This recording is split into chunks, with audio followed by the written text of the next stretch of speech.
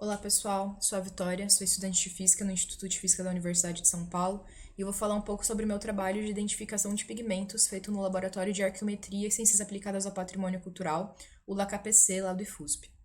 Essa apresentação é sobre os pigmentos verdes e azuis da coleção de pigmentos em pó da artista alemã Eleonore Koh, que foi doada à Pinacoteca do Estado de São Paulo quando a Eleonore faleceu em 2018.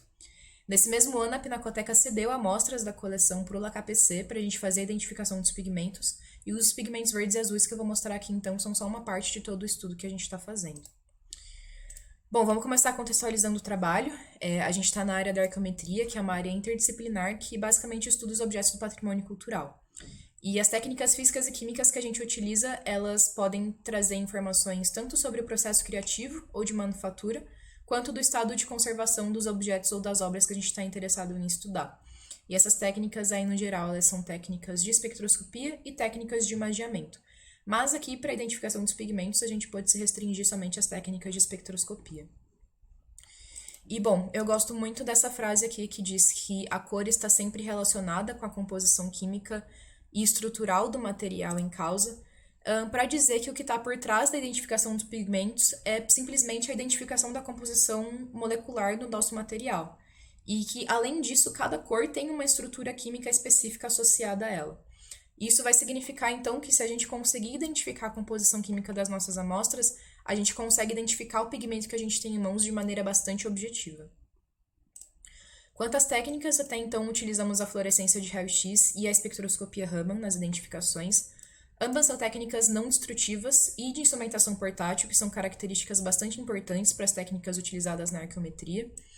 A fluorescência de raio-x é uma técnica que a gente chama de elementar, porque ela identifica os elementos químicos da nossa amostra.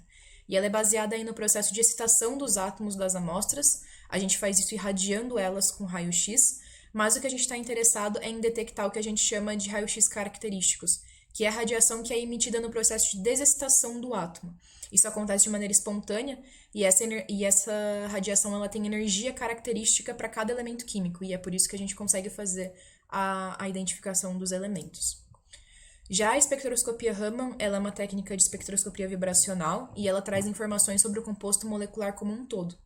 A fluorescência, por ser uma técnica elementar, ela não nos fala de que forma aqueles elementos estão organizados ali na matéria, ela só fala quais são eles.